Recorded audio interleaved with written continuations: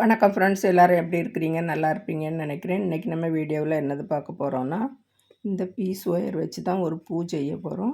பாருங்கள், இதிலேருந்து நம்ம இப்படி ஒன்று உருவி எடுத்துக்கிடலாம், அழகாக வந்துடும்.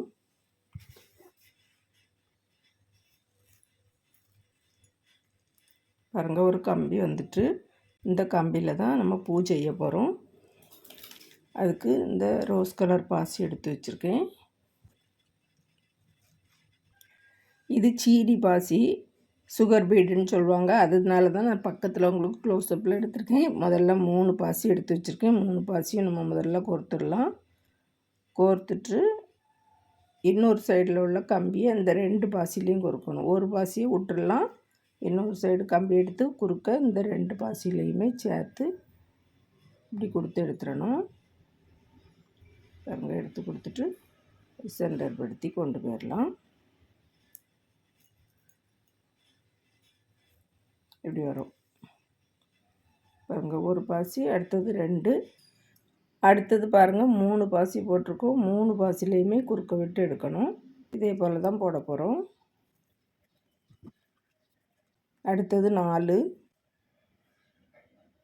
பாருங்கள், இப்போ 4 போட்டாச்சு. இனி 5 போடணும். அடுத்தது 5 போட்ட பிறகு 4 போடணும். அடுத்தது 3 போடணும். அடுத்தது போடும்போது 2 சைட்லையுமே ஒவ்வொரு பாசி போட்டுக்கிடுங்க. போட்டுட்டு அப்படி நம்ம முறுக்கி விட்டுடலாம். 2 கம்பியும் சேர்த்து முறுக்கிட்டு அழகாக வந்துடும்.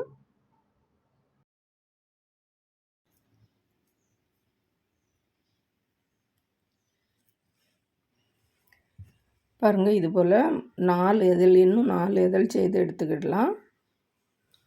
நான் செய்து எடுத்து வச்சுருக்கேன், காமிக்கிறேன் பாருங்கள். பாருங்கள், மொத்தம் 5 இதழ். நமக்கு எத்தனை இதழ் வைக்கணுமோ, பெரிய பூவை வேணுன்னா கூட 2 இதழ் கூட வச்சுக்கிடலாம், அல்லது 6 வைக்கலாம். அது அவரவர் இஷ்டம்தான். நான் 5 இதழ் வச்சு செய்ய போகிறேன். இப்போ ஒரு மஞ்சள் கலர் பாசி எடுத்திருக்கேன். இதே மாதிரி கோர்த்து முறுக்கி எடுத்துக்கலாம். நடுவில் கொண்டு வந்து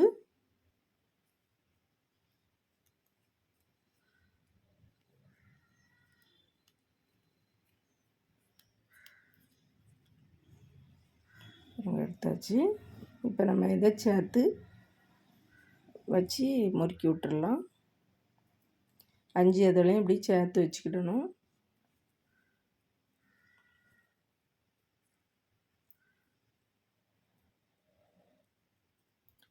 இப்படி சேர்த்து விரித்து எடுத்து வச்சுட்டு நடுவில் இதை வச்சிடலாம். பாருங்கள், அழகான பூ ரெடி ஆயாச்சு. இப்போ நம்ம இதை ஒரு கம்பி வச்சு மறுபடியும் கட்டிடலாம். இதே மாதிரி ஒரு சின்ன கம்பி எடுத்து வச்சுருக்கேன். கரெக்டாக இதில் இப்படி பிடிச்சி 2-3 திருக்கிட்டால் போதும், அப்படியே நின்றுக்கிடும். திருக்கிட்டு நம்ம இதை அப்படி முறுக்கி விட்டுடலாம். முறுக்கிட்டு பிறகு நம்ம அட்ஜஸ்ட் பண்ணிக்கிடலாம். பிறகு இந்த கம்பியும் சேர்த்து இப்படி வச்சு எல்லாம் சேர்த்து நல்லா முறுக்கி விட்டுடலாம். முறுக்கி விட்டுட்டு நம்ம க்ரீன் டேப் போட போகிறோம். பாருங்கள், எல்லாம் சேர்த்து வச்சு முறுக்கி எடுத்தாச்சு. நடுவில் இந்த மஞ்சள் கலர் பாசியும் வச்சு விட்டாச்சு. இது இருக்கட்டும். அதுக்கு பிறகு பச்சை கலர் பாசி, இதுவும் அதே மாதிரி சீனி பாசி தான். அதில் ஒரு 10 பாசி எடுத்திருக்கேன். இதையும் அதே மாதிரி கம்பியில் கோர்த்துக்கிடலாம்.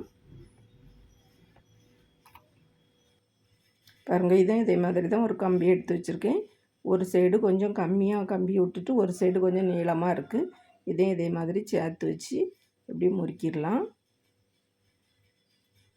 இனி அடுத்தது இந்த நீள கம்பியில் இதே மாதிரி 10 பாசி கோர்க்க போகிறோம். பாருங்கள், இதில் அந்த நீள கம்பியில் 10 பாசி கோர்த்துருக்கோம்.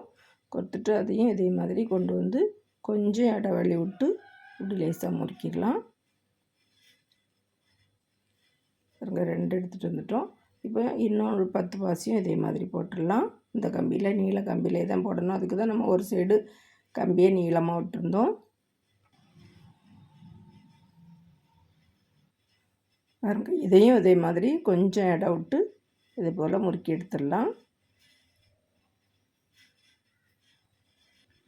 பாருங்கள், 3 செய்து எடுத்து வச்சுருக்கோம். இதை நம்ம இந்த பக்கத்தில் பூவுக்கு பின்னால் இப்படி வச்சு முறுக்கி விட்டுற போகிறோம். அட்ஜஸ்ட் பண்ணி சென்டரில் கரெக்டாக 3 வர்றது மாதிரி இப்படி வச்சு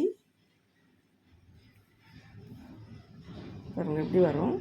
3 பக்கத்துலேயும் 3 பக்கமும் கரெக்டாக இருக்கணும். இதே மாதிரி போட்டு எடுத்துடலாம். இதையும் லேசாக முறுக்கி விட்ருங்க. இப்படி பாருங்கள், இதே மாதிரி செய்து எடுத்துருக்கோம். 3 பூவும் இப்படி இந்த கம்பிக்கு வெளியே சென்டரில் கரெக்டாக இருக்கிற மாதிரி இப்படி எடுத்து வச்சுருக்கோம். இப்போ இதில் நீல கம்பி எடுத்து இதே மாதிரி சுற்றி எடுத்துடலாம் நல்லா டைட்டாக.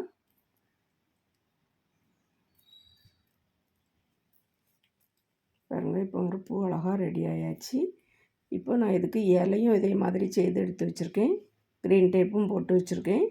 பாருங்கள், இது ஒரு பூ, இது ஒரு கலரில் ரோஸ் கலரில் செய்திருக்கேன். இது நம்ம கம்பியில் செய்திருக்கிறதுனால என்ன மாடலில் வேணுனாலும் நம்ம அந்த பூ இப்படி வச்சுக்கிடலாம். இப்படி வளைச்சி வச்சுக்கிடலாம். பாருங்கள், எப்படியும் இருக்கும். அல்லது இதை இப்படி வளைச்சி வச்சுக்கிறனாலும் வச்சுக்கிடலாம். நம்ம என்ன ஷேப்பில் நமக்கு வேணுமோ அது வளைஞ்சி கொடுக்கும். இதே மாதிரி ஒரு பூ செய்து வச்சுருக்கேன். பாருங்கள், இலை 2 எடுத்து வச்சுருக்கேன். நம்ம இது ஜாயின் பண்ணிடலாம். இதுக்கும் க்ரீன் டேப் போட்டுடலாம். இதுக்கும் க்ரீன் டேப் போட்டுட்டு நான் காமிக்கிறேன். பாருங்கள், இதுவும் க்ரீன் டேப்பு. இதே மாதிரி இது நமக்கு பக்கத்தில் ஃபேன்சி ஸ்டோர்லலாம் கிடைக்கும். ஸ்கூல் பிள்ளைகள்லாம் வாங்கக்கூடிய பொருட்கள், அதாவது ப்ராஜெக்ட் பண்ணுறதுக்கு வாங்குவாங்க. அந்த கடையிலையுமே இருக்குது. இதை நம்ம இப்போ உள்ளே வச்சு லேசாக கொஞ்சம் இழுத்துக்கிடணும். இழுத்துட்டா நமக்கு அதில் கம் இருக்கும். அப்படி கம் இல்லை, வேறு நம்ம பாலித்தீன் கவர் கூட இதில் சுற்றலாம். க்ரீன் டேப்பு இல்லை அப்படின்ட்டு இருந்ததுன்னா பாலித்தீன் கவரை இதே மாதிரி வெட்டி எடுத்து வச்சுட்டு லேசாக ஃபெவிக்கால் போட்டுட்டு ஒட்டிடலாம். பாருங்கள், நான் இப்போ இழுத்து இதை சுற்றும்போது நமக்கு இதில் கம் இருக்கும், அழகாக ஒட்டிக்கிடும். இந்த க்ரீன் டேப்பு இல்லாதவங்க பாலித்தீன் பேப்பரு இதே மாதிரி நீளமாக கட் பண்ணி எடுத்துகிட்டு ஃபெவிக்கால் போட்டு திருக்கிடுங்க, அழகாக வந்துடும். இப்போ பாருங்கள், இந்த இலையும் இதில் எடுத்து வச்சு எந்த பக்கத்தில் இலையை வைக்கணும்னு பார்த்துட்டு லேசாக இப்படி வளைச்சி விட்டுவிடுங்க. வளைச்சி விட்டுட்டு இதுலேயும் க்ரீன் டேப் போட்டுடலாம். அப்போ இலையும் பூவும் நல்லா அழகாக ஜாயிண்ட் ஆயிரும்.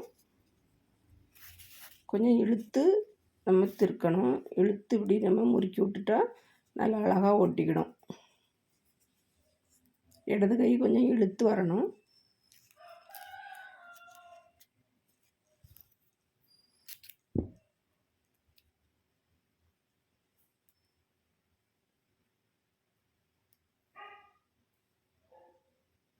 பாருங்கள், 2 பூவையும் இதே மாதிரி செட் பண்ணி வச்சுட்டு நம்ம யாருக்காவது கிஃப்ட் பண்ணணுன்னா கூட பண்ணலாம்.